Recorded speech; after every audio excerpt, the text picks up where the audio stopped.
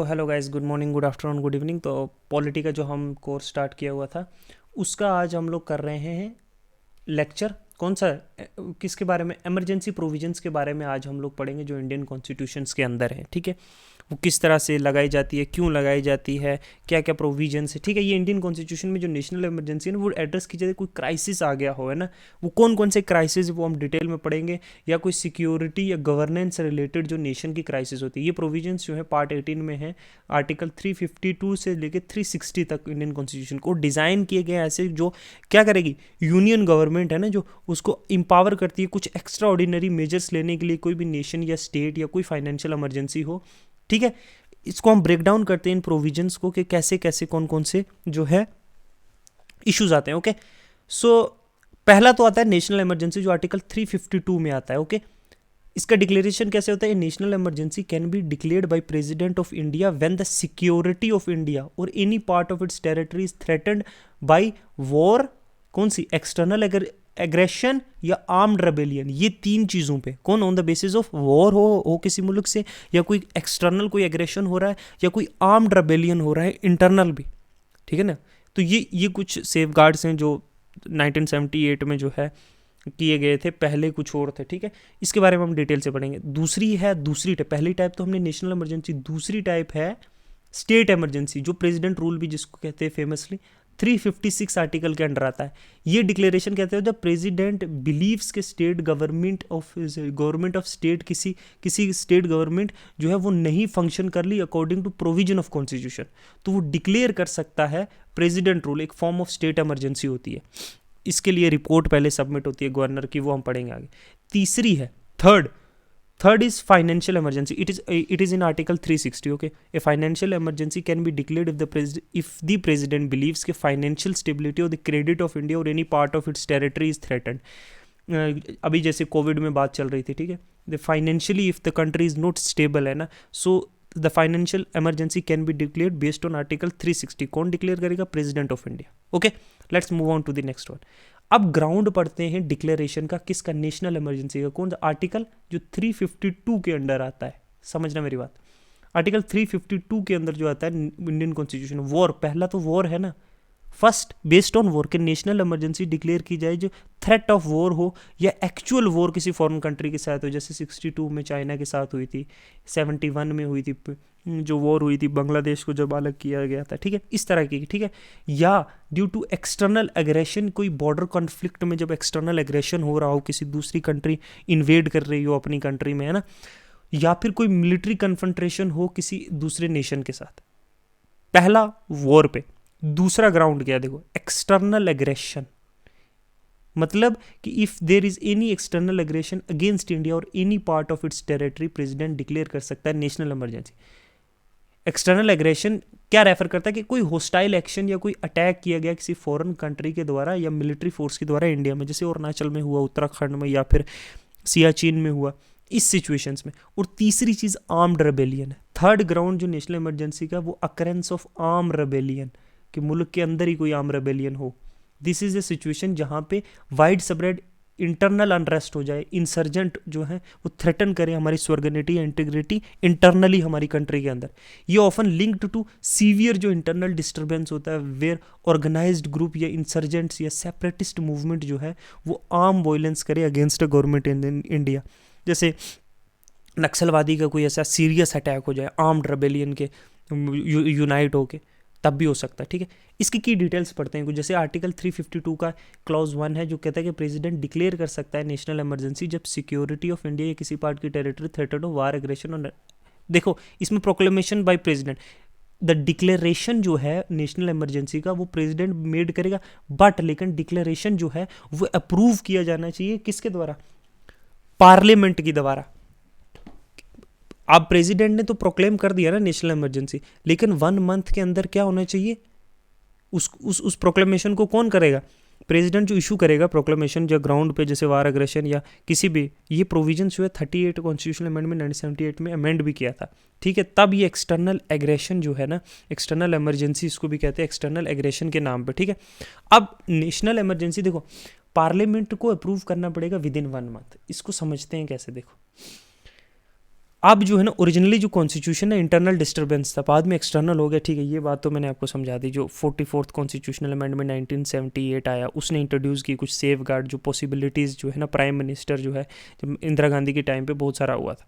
अब पार्लियामेंट का अप्रूवल देखो 30 डेज में, देखो ना, जब जब लोकसभा अगर प्रोक्लेमेशन नेशनल इमरजेंसी का इशू कर दिया है, जब लोकसभा डिसॉल्व हो गई है या dissolution of Lok Sabha takes place during इस 1 मंथ के पीरियड में, अगर विदाउट अप्रूविंग, बिना अप्रूव किए नेशनल इमरजेंसी को, जो लोकसभा अगर डिसॉल्व हो गई है 30 डेज ऑफ फर्स्ट मीटिंग, लेकिन फिर जो है ना until 30 days for the first sitting of Lok Sabha its reconstitution providing कि Rajya Sabha has in mean time approved it.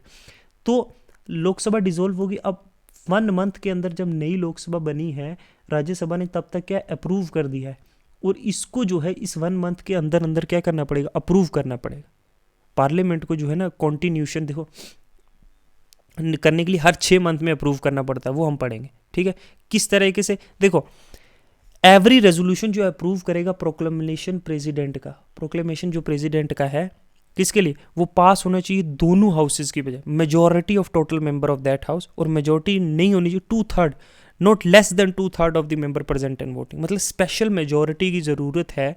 जो 44 कॉन्स्टिट्यूशनल अमेंडमेंट जो है ना, 44 जो कॉन्स्टिट्यूशन अमेंडमेंट एक्ट है, उसने ये सेफ गार्ड अप्रूव किया कि स्पेशल मेजॉरिटी के साथ दोनों हाउसेज को जो है बिल ये प्रोक्लेमेशन पास करना पड़ेगा, है ना। तभी प्रीवियसली जो था पहले सिंपल मेजॉरिटी के साथ जो होता था।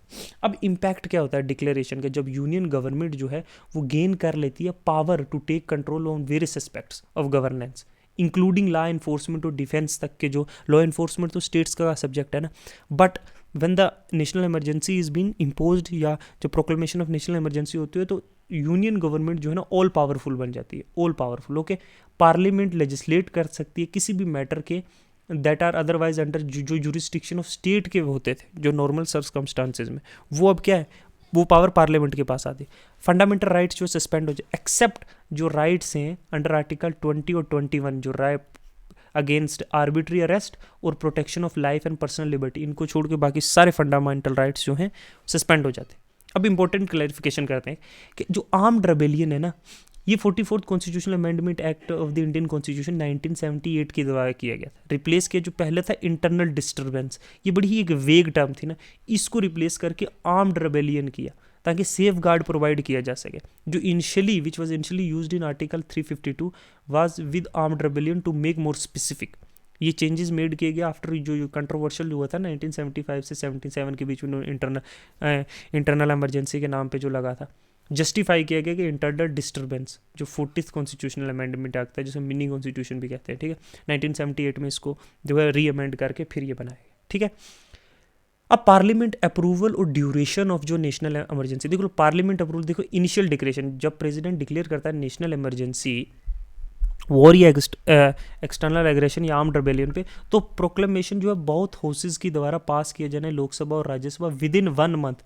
जिस समझ लो अगर 1 तारीख को है, तो अगली 1 तारीख से पहले नेक्स्ट 1 तारीख से पहले स्पेशल मेजोरिटी के साथ दोनों हाउसेज को पास करना पड़ेगा। ये जो इशू किया गया है प्रोक्लेमेशन प्रेसिडेंट के द्वारा, क्योंकि प्रेसिडेंट तो एड एंड एडवाइस पे कर रहा है, किसके, एग्जीक्यूटिव के, prime minister, council of minister, but they have to approve it.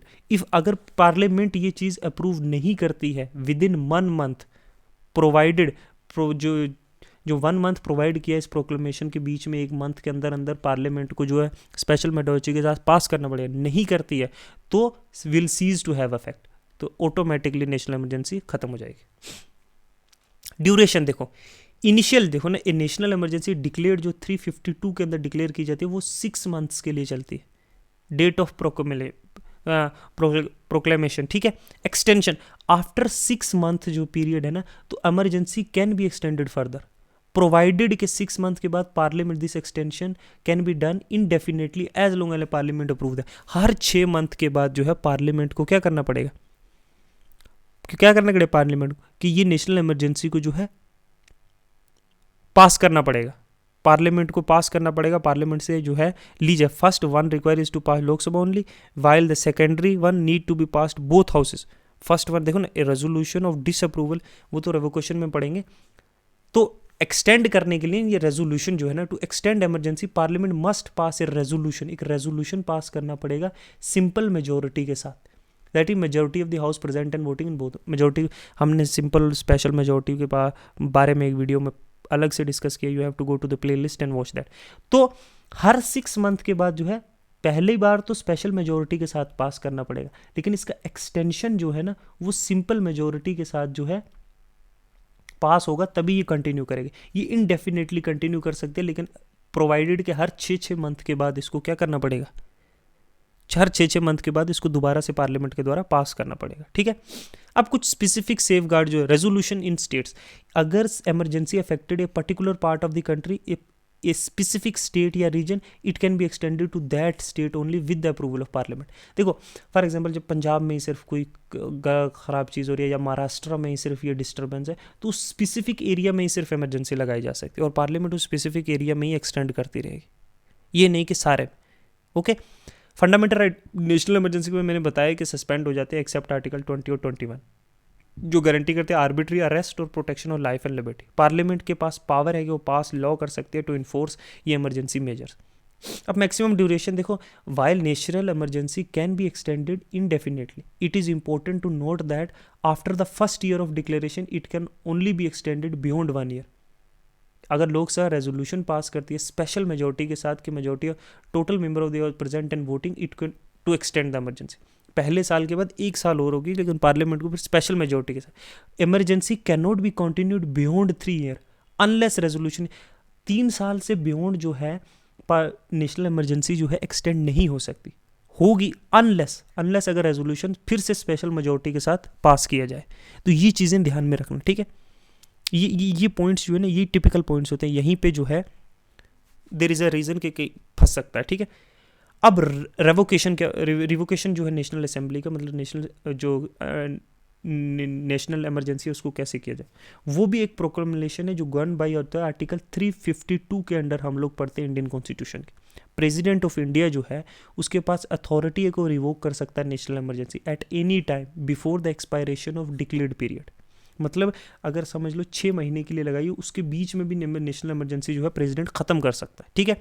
अब प्रेसिडेंट पावर टू रिवोक है, देखो president can revoke national emergency any time, एक इशू करेगा प्रोक्लेमेशन ऑफ रिवोकेशन, ठीक है, proclamation of revocation. There is no need for parliamentary approval to revoke the emergency, the decision is to terminate जो emergency है वो discretion है president का, समझे। Resolution of disapproval is different from resolution of approval. Approval का अलग है और डिसअप्रूवल का अलग है। पहले में जो है वो जो है पास किया जाता है लोकसभा के ओनली, वाइल सेकेंडरी में जो है वो पास किया जाता है both houses of the parliament. First one is adopted by simple majority only and while the second one is adopted by special majority. कैसे में समझो, देखो पार्लियामेंट अप्रूवल, देखो all through president can revoke national emergency independently, मतलब discretion है, लेकिन parliament must be informed of the revocation. Parliament को inform करना पड़ेगा कि हमने नेशनल इमरजेंसी रिवोक कर दी गई है। नहीं समझे, समझो। अगर प्रेसिडेंट रिवोक करेगा national emergency before parliament approval for its continuation, parliament approval के कंटिन्यूएशन से पहले ही रिवोक कर दी, तो parliament is required to ratify the revocation. Parliament को जो है उस रिवोकेशन को रेक्टिफाई करना पड़ेगा। इन अदर वर्ड्स, जो revocation itself does not need parliament approval, लेकिन जो डिक्लेरेशन है वो, देखो इसको नेशनल इमरजेंसी को रिवोक करने के लिए पार्लियामेंट की परमिशन नहीं चाहिए, लेकिन जो डिक्लेरेशन है वो पार्लियामेंट के सामने प्रेजेंट करना पड़ेगा वो डॉक्यूमेंट कि हमने रिवोक कर दिया, और वो रेजोल्यूशन पास और अप्रूव किया जाना चाहिए, रेक्टिफाई किया जाना चाहिए पार्लियामेंट के द्वारा, ठीक है। अब देखो जो रिवोकेशन है नेशनल इमरजेंसी के प्रोक्लेमेशन का, वो गवर्न बाय आर्टिकल 352, मैंने आपको बताया सब क्लोज 2 ऑफ इंडियन कॉन्स्टिट्यूशन, कि प्रेसिडेंट को के पास अथॉरिटी है कि वो नेशनल इमरजेंसी को रिवोक कर सकता है किसी भी टाइम पे, उसके पीरियड एक्सपायर होने से पहले भी। लेकिन ये रिवोकेशन जो है इसके कुछ इंपॉर्टेंट इम्प्लीकेशन है जो समझने की ज़रूरत है, ठीक है।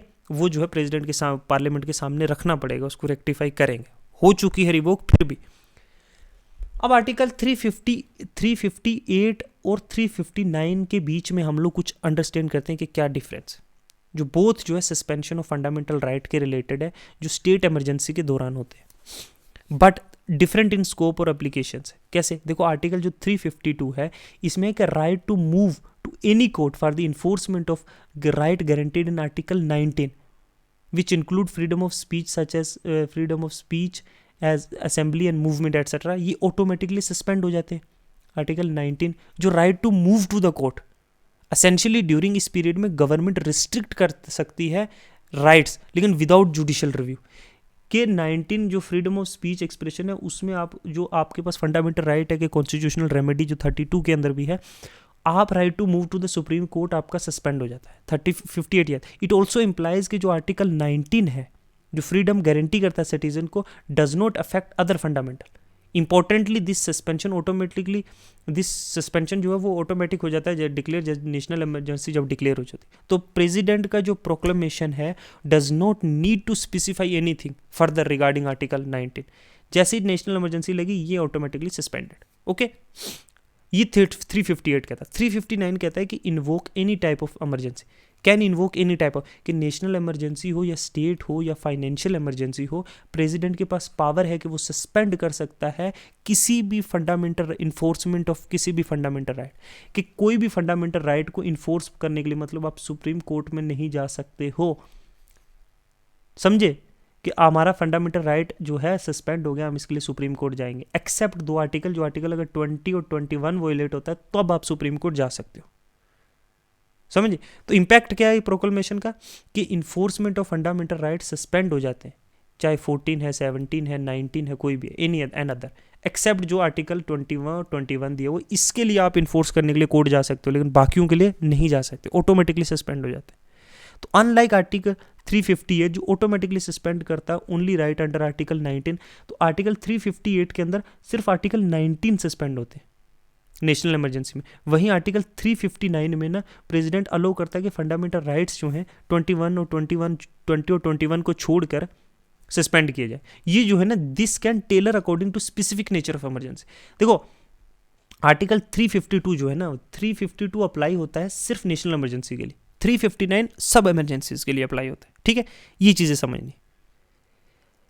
प्रेसिडेंट रूल, देखो हमने नेशनल इमरजेंसी के बारे में पढ़ लिया ना, अब हम देखते हैं प्रेसिडेंट रूल के बारे में। बहुत सारे इम्पैक्ट होते हैं, वो हमने समझेंगे कैसे होते हैं। ठीक है, डिस्टेंशन बिटवीन जो आर्टिकल 358 और 359 पढ़ लिया, डिक्लेरेशन मेड सो फार वो आप देख सकते हो। ठीक है, हम प्रेसिडेंट रूल पे जाते हैं। देखो president rule is also known as central rule, मतलब यूनियन गवर्नमेंट का रूल, क्योंकि प्रेसिडेंट जो है किसके बिहाफ पे काम करता है, प्राइम मिनिस्टर और काउंसिल ऑफ मिनिस्टर के बिहाफ पे है ना, मतलब on aid and advice of जो बाइंडिंग होती है उन पे, तो ये इम्पोज करता है state in states of India. Article 356 जो इंडियन कॉन्स्टिट्यूशन का है, इट इज़ इन्वोक्ड जब प्रेसिडेंट ऑफ इंडिया ये बिलीव करता है कि जो स्टेट की गवर्नमेंट है वो किस इंडियन कॉन्स्टिट्यूशन के प्रोविजन के हिसाब से काम नहीं कर रही है। तो प्रेसिडेंट रूल एसेंशियली मीन्स कि union government take over the administration of state, state legislature या तो डिसॉल्व की जाती है या सस्पेंड कर दी जाती है प्रेसिडेंट रूल के द्वारा। तो एग्जीक्यूटिव अथॉरिटी जो स्टेट की हैं वो एक्सरसाइज किसके द्वारा की जाती है, प्रेसिडेंट के द्वारा, किसके थ्रू, गवर्नर जो अपॉइंट किया जाता है उसी के द्वारा। तो 356 अलाउ करता है प्रोक्लेम करने का प्रेसिडेंट रूल, अगर इफ सेटिस्फाइड कि स्टेट गवर्नमेंट जो है वो फंक्शन नहीं कर रही है कॉन्स्टिट्यूशन के प्रोविजंस के अकॉर्डिंग, याद रखना। और प्रोक्लेमेशन जो मेड बाय प्रेसिडेंट एडवाइस किस पे, यूनियन कैबिनेट की एडवाइस पे चलता है, और प्रोक्लेमेशन जो है वो अप्रूव किया जाना चाहिए both houses of parliament with in 2 month, 2 month पहले जो है इशू कर दी। इन 2 मंथ के बीच में जो है पार्लियामेंट को अप्रूव करना पड़ेगा कि ये जो आपने स्टेट इमरजेंसी लगाई है ये रीजनेबल है या नहीं है, जैसी भी है आपको पास करनी पड़ेगी। नहीं कहेंगे तो वो है ऑटोमेटिकली खत्म हो जाएगी। ठीक है, समझ गए ना। तो नेक्स्ट क्या है, नेक्स्ट आर्टिकल 365। देखो जब स्टेट गवर्नमेंट जो है is not able to comply with article 365 का ये कंटेंट है, मैंने एक आर्टिकल इंसर्ट कर दिया ताकि समझ आ जाए। ये क्या करता है कि जब यूनियन गवर्नमेंट की जो है according to direction given by union government, president by proclamation declare the government of state can not be carried out accordance with the provisions of constitution, तो president may take over the state administration under article 356। ठीक है, ये 365 ये कहता है कि अगर state government union की डायरेक्शंस को कंप्लाई करने से फेल कर देती है, या फिर वो जो है कॉन्स्टिट्यूशंस के प्रोविजंस के अकॉर्डिंग नहीं चल रही है, तो प्रेसिडेंट जो है आर्टिकल 356 के अंडर प्रेसिडेंट रूल लगा सकता है उस पर्टिकुलर स्टेट में। ठीक है, एक्सटेंशन पढ़ते हैं। Extension of president rule. President देखो, प्रेसिडेंट रूल एक्सटेंड किया जा सकता है आफ्टर 6 मंथ, लेकिन ये एक्सटेंशन जो है अप्रूव किया जाना चाहिए दोबारा पार्लियामेंट के द्वारा। This rule can be extended in incremental of 6 month at, 6 महीने एक बार में एक्सटेंड होगा, 6 महीने। ठीक है, फॉर एक्सटेंशन बियॉन्ड 1 पीरियड। अब 1 साल से ज़्यादा अगर एक्सटेंशन करना है, मतलब 2 बार पार्लियामेंट ने अप्रूव कर दिया, 1 साल हो गया, इसके लिए इलेक्शन कमीशन को सेटिस्फाई करना पड़ेगा। Election commission must be certify के इलेक्शन जो हेल्ड नहीं किए जा सकते ड्यू टू एक्सेप्शनल सर्कमस्टांसेस भी हो सकते हैं, इमरजेंसी प्रोविजंस या वॉर के, ऐसे तब जो है दोबारा इसको 1 साल के बाद दोबारा अप्रूवल। अब पार्लियामेंट अप्रूवल, जब प्रेसिडेंट है वो इशू कर देगा प्रोक्लेमेशन प्रेसिडेंट रूल का, ये बोथ हाउसेज के द्वारा अप्रूव किया जाना चाहिए 2 मंथ के अंदर अंदर, ये आपने पढ़ लिया। बोथ हाउसेज जो है अप्रूव करेंगे president rule can continue maximum 6 month. अब अप्रूवल प्रोसेस देखो, approval is given through resolution in parliament. एक रेजोल्यूशन पास किया जाता है पार्लियामेंट के द्वारा, और रेजोल्यूशन जो है सिंपल मेजोरिटी के साथ पास करने जाने, more than half of the member present and voting in both houses. ये किसके केस में है? स्टेट इमरजेंसी के। अगर Parliament does not approve the proclamation within its stipulated 2 months, the proclamation lapses और प्रेसिडेंट रूल जो है स्टेट में खत्म हो जाता है। समझे कि 2 मंथ के अंदर अगर पार्लियामेंट ने नहीं अप्रूव किया तो सीज टू एग्जिस्ट। ये है प्रेसिडेंट रूल के बारे में। इनिशियल ड्यूरेशन, जब प्रेसिडेंट रूल फर्स्ट इम्पोज होता है ये 6 महीने के लिए लास्ट करता है, और ड्यूरिंग दिस टाइम जो गवर्नर है स्टेट का वो एक्ट करता है प्रेसिडेंट का रिप्रेजेंटेटिव स्टेट एडमिनिस्ट्रेशन को चलाने के लिए under the guidance of central government. Extension हमने पढ़ लिया, बियॉन्ड 6 मंथ कैसे प्रेसिडेंट का अप्रूवल होता है वो सब बोले। मैक्सिमम ड्यूरेशन देखो 36 मंथ। देखो, the president rule can continue for maximum 3 years, 36 month in the states with the election commissions की रिकमेंडेशन के साथ। 1 ईयर के बाद, 1 साल हुआ ना, 1 साल के बाद जो है इलेक्शन कमीशन की जो है इलेक्शन कमीशन ऑफ इंडिया की रिकमेंडेशन चाहिए, और वो रिकमेंडेशन मिल गई तो 3 साल तक कंटिन्यू कर सकता है। Only if election commission are not possibly due to extraordinary circumstance, only अगर इलेक्शंस जो हैं वो जो है वहाँ स्टेट में नहीं करवाए जा सकते तो 3 years के लिए कर सकता है। तो maximum 3 year period apply to situation जहाँ state assembly can not be dissolved और election can not be held due to war, natural circumstances या अदर इश्यूज, जैसे जम्मू एंड कश्मीर में भी होता है। 2019 के बाद 2024 में इलेक्शन हुआ है, तो बियॉन्ड 3 years जो है वो नहीं हो सकता president rule. Note, after 1 year of president rule, parliament must be convinced that the situation justifies its continuation and election commission must confirmed that election is not feasible। ये 2 चीज़ें स्टेटमेंट से हमेशा याद रखना। 1 साल के बाद जब प्रेसिडेंट रूल लग जाता है तो पार्लियामेंट भी कन्विंस होनी चाहिए, उसकी जस्टिफाई करना चाहिए उसकी कंटिन्यूशन का, और इलेक्शन कमीशन को भी ये जस्टिफाई करना चाहिए कि इलेक्शन नहीं करवाए जा सकते। ओके, ये 2 चीज़ें याद रखना। ये प्रेसिडेंट रूल रिलेटेड जितनी भी बातें थी इसमें थी। ओके, अब एसआर बोमानी केस में आता है 1994 में एक इंपॉर्टेंट डिसीजन जुडिशियल रिव्यू का प्रेसिडेंट रूल का। ठीक है, 1994 में ये एक लैंडमार्क केस है इस चीज़ में।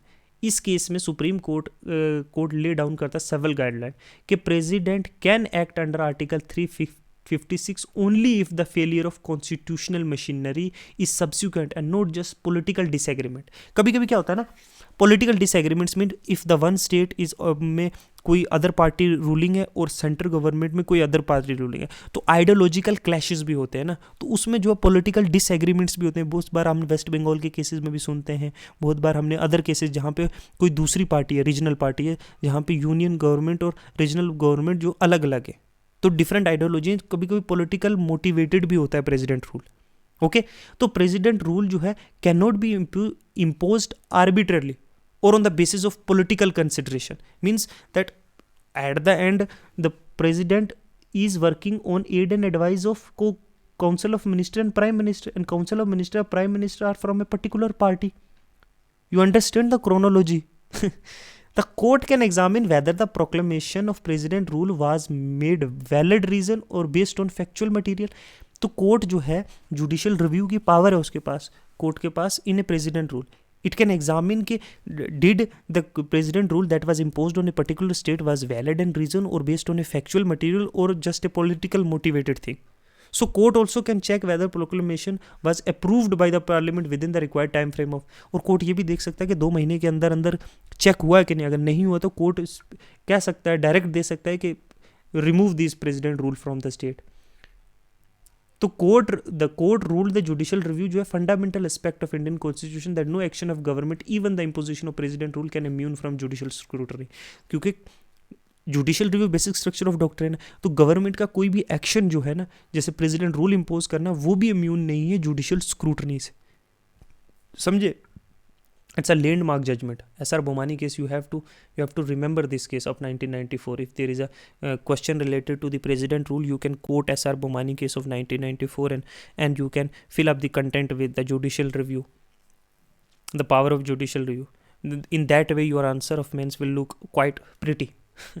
Financial emergency. So last we will look at financial emergency that is contained in Article 360 of Indian Constitution. So what does it tells us? Ground of declaration. Financial emergency can be proclaimed by president अगर financial stability या credit जो है India का या किसी भी territory का उसका पार्ट का खतरे में, किसी सडन फाइनेंशियल क्राइसिस जैसे 1991 में हुआ था हमारे यहाँ, या ड्यूरिंग कोविड जो हमारा डेंजर था क्योंकि या इंपोर्ट और एक्सपोर्ट जो है बहुत डिसरप्ट हो गया था, या सीवियर जो है इकोनॉमिक इंस्टेबिलिटी है, डीप रिसेशन या इन्फ्लेशन या डिप्लेशन हो गया हमारी फॉरेन करेंसी रिजर्व्स का, ठीक है, result in default of foreign obligations, financial obligation sorry, a threat to financial system of country. इन सिचुएशंस में जो है फाइनेंशियल इमरजेंसी जो है इम्पोज की जा सकती है. ड्यूरिंग दी जो फाइनेंशियल है emergency can remain in impact 6 month के लिए रह सकती है. It can be extended इनडिफिनेटली, but extension जो है प्रेसिडेंट अप्रूवल रिक्वायर करती है, सिमिलर टू जैसे वो, ठीक है.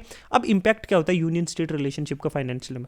ड्यूरिंग फाइनेंशियल इमरजेंसी प्रेसिडेंट में इशू डायरेक्टिव्स कि किस तरह से स्टेट जो है फाइनेंशियल मेजर्स लेगी, कौन कौन से, ठीक है. द मेजर्स में इंक्लूड के रिडक्शन इन सैलरी और अलाउंसेस गवर्नमेंट एम्प्लॉयज़ के, इंक्लूडिंग द स्टेट गवर्नमेंट के सैलरीज और अलाउंसेस कम करनी. सेंट्रलाइजेशन हो जाती है फाइनेंशियल पावर की, अलाउ करता है यूनियन को वो टेक कंट्रोल करे फाइनेंशियल रिस्पॉन्सिबिलिटी स्टेट्स की. गवर्नेंस और फाइनेंशियल कंट्रोल. देखो फाइनेंशियल इमरजेंसी के around the president has wide power to direct the centre and state government on financial matters. किस तरह से सेंटर और स्टेट जो है फाइनेंशियल अपने मैटर्स पे काम करेगी, वो प्रेसिडेंट के पास पावर आती है. प्रेसिडेंट रेगुलेशन कर सकता है, रिड्यूस कर सकता है गवर्नमेंट के एक्सपेंसेस, एलोकेट कर सकता है रिसोर्सेज जो फाइनेंशियल स्टेबिलिटी मेंटेन करे, कंट्रोल और सुपरवाइज कर सकता है फाइनेंशियल मैनेजमेंट तमाम लेवल ऑफ गवर्नमेंट्स की. अब हम कुछ इसके जो है क्रिटिसिज्म पढ़ने की कोशिश करेंगे फाइनेंशियल इमरजेंसी की. क्या क्या क्रिटिसिज्म है, ठीक है. देखो, abuse of power and overreach. National emergency जो आर्टिकल 352 है, लोगों का ये कहना है कि एक्सेसिव सेंट्रलाइजेशन पावर हो जाती है सेंट्रल गवर्नमेंट के हाथ में, और ये क्या करती है, लीड क्या करती है, रिडक्शन जो है ऑटोनॉमी जो स्टेट की थी कि इंडिपेंडेंसी है ना, and disempowerment of elective representative of state. जो इलेक्टेड रिप्रेजेंटेटिव लोगों के द्वारा चुने गए रिप्रेजेंटेटिव में स्टेट्स में है ना, ये इस एम्पावरमेंट को जो है कहीं ना कहीं ख़त्म करती है.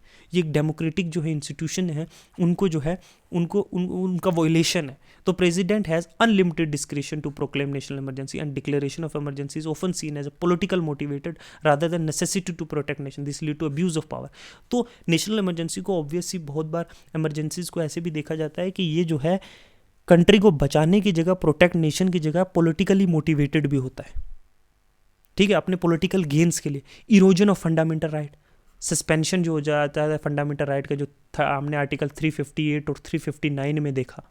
नेशनल इमरजेंसी के दौरान जो पार्ट 3 ऑफ कॉन्स्टिट्यूशन के हमारे फंडामेंटल राइट जो दिए गए वो सस्पेंड या क्या हो जाते हैं, रिस्ट्रिक्ट होते हैं. जैसे 358 जो अलो करता है सस्पेंशन जो फ्रीडम ऑफ स्पीच और एक्सप्रेशन का, जो कोर वैल्यू है कॉन्स्टिट्यूशन की और डेमोक्रेटिक वर्ल्ड की, ठीक है. या 359 है जो अलो करता है suspension of other fundamental right except जो लाइफ एंड लिबर्टी. बाकी सारे फंडामेंटल राइट को जो है डिसबैंड कर देता है, मतलब इन्फोर्समेंट भी उसका जो है हटा देता है, सस्पेंड कर देता है. तो ये इरोजन है ना कहीं डेमोक्रेटिक वैल्यूज़ का. lack of safeguard against abuse, no proper safeguard for imposition of, there is insufficient safeguard to prevent arbitrary or political misuse of emergency provision. President discretion is declaring a national emergency or president rule in article 356 is not bound by clear criteria and leave room for subjective decisions. कोई clear room नहीं है, कोई clear definition, there are vague definitions कि कैसे president rule impose होगा based on his discretion. तो excessive power दी गई है, कोई particular safeguards नहीं है, ठीक है. देखो ना, इवन 1 मंथ का पीरियड दिया हुआ है पार्लियामेंट अप्रूवल के लिए, इन 1 मंथ व्हाट कैन हैपन, क्या यहाँ कहीं 2 मंथ्स या 3 मंथ्स, तो ये वेग है, ठीक है, अंडरमाइन करता है फेडरल स्ट्रक्चर को। एक फेडरलिज्म जहाँ डुअल पॉलिटी है, जहाँ पे स्टेट को कुछ ऑटोनॉमी दी गई है, वो कंप्लीटली अंडरमाइन कर देता है। ये एक सीरियस अटैक होता है इंडियन फेडरल स्ट्रक्चर पे। एक सेंट्रलाइजेशन पावर होती है, किस पे, एक्सपेंस पे, स्टेट्स के। प्रेसिडेंट रूल जो स्टेट्स असेंबली डिसोल्व कर दी जाती है, गवर्नर जो है एग्जीक्यूटिव पावर एज्यूम कर लेता है जो बिहाफ ऑफ प्रेसिडेंट, और इन एफिशिएंसी टू टेक ओवर, जो रिप्रेजेंटेटिव लोगों के द्वारा चुने गए हैं उनके हाथ में कोई पावर नहीं होती, और जो लोग जो एग्जीक्यूटिव ऑर्डर के द्वारा प्रेसिडेंट के द्वारा चुने गए they have all the power. So it's against the very core value of a democracy. कोई लेक ऑफ अकाउंटेबिलिटी या ट्रांसपेरेंसी, ओपेक डिसीजन मेकिंग है। देखो, imposition of emergency is often done with minimal transparency, leaving the public and the affected state government in dark and about the reason for its declaration. तो public और जो state governments है ना, उनको reason ही नहीं बताया जाता। कभी कभी कोई क्लियर अकाउंटेबिलिटी नहीं है मैकेनिज्म जो इंश्योर करे कि इमरजेंसी जो है वो जेन्युइन नेशनल सिक्योरिटी और इकोनॉमिक क्राइसिस जब के लिए हो, ना कि पॉलिटिकल गेन के लिए हो। तो डिसीजन जो made during an emergency such as changes to the electoral process या imposition of central policy on state में be done in absence of किस एडुकेट कंसल्टेशन, एंड अफेक्ट करता है बहुत सारे स्टेक होल्डर्स को, इंक्लूडिंग जो स्टेट गवर्नमेंट और अपोजिशन पार्टी, इन सबको अफेक्ट करता है। ठीक है, एक और है जुडिशियल रिव्यू और सेफगार्ड। देखो, वाइल सुप्रीम कोर्ट के पास रिव्यू है, जो रिव्यू कर सकता है नेशनल इमरजेंसी को, जुडिशियल रिव्यू कर सकता है, लेकिन इस लिमिटेड है during an emergency, particularly with regard to suspension of fundamental rights है। इसके लिए कोई सेफगार्ड्स नहीं है, लोग इन्फोर्स के लिए सुप्रीम कोर्ट मूव ही नहीं कर सकते। तो सीवियर लिमिट्स पुट करता है जो जुडिशियल चेक पे जो एग्जीक्यूटिव पावर की। फॉर एग्जांपल जो एसआर बोमानी केस है, वहाँ पे भी रूल किया कि judicial review should be available for president rule under article 356, but court did not create enough safeguard to prevent it from being misused for political reason. Judicial review तो बाद में होगा ना, तो देर इज कोई political reasons के लिए चाहिए, कोई सेफगार्ड तो सुप्रीम कोर्ट ने भी नहीं ना एग्जर्ट किए। तो there is a lack of check lead to the undue interference of functioning of state government. तो इससे क्या है, एक यूनियन का जो है ओवर रीच हो रहा है कि नहीं, ओवर रीच हो रहा है स्टेट की ऑटोनॉमी में। वहाँ एक फेडरल स्ट्रक्चर का वायलेशन होता है कंप्लीटली, समझे। तो ये थे, देखो मैं I have try to be little fast, ठीक है, तो मैं थोड़ा आप स्लो करके भी इसको देख सकते हो। मैंने थोड़े जल्दी इसको कवर करने की कोशिश की भी, और ये मैंने पूरा इमरजेंसी प्रोविजंस को आपको एक जगह पे इकट्ठा करके दे दिया है। Okay, now it's your choice how you will prepare this, and I think this is sufficient. If अगर आपको कोई भी लग रहा है कि इसमें something is missing, you can just comment below and I will reply to your comment, every single one of them. Okay, and if you still have doubts, you can tell me what kind of doubts do you have. I can make more on emergency provisions, and I know emergency provisions sometimes can be very tricky and a headache, and there are bunch of provisions everywhere. So tell me if you do you have problems. Okay, next chapter we will discuss about, I think, president. Yeah, I think we will move into, now we have discussed bunch of things, and अब हम लोग जो करेंगे वो होगा part 3 जो है, वो करेंगे हम सेंट्रल गवर्नमेंट के बारे में। ठीक है, central government, we will talk about president, vice president, prime minister, council of minister, cabinet, parliament, public interest and judiciary and all the supreme court. ठीक है, we will move into the central government part.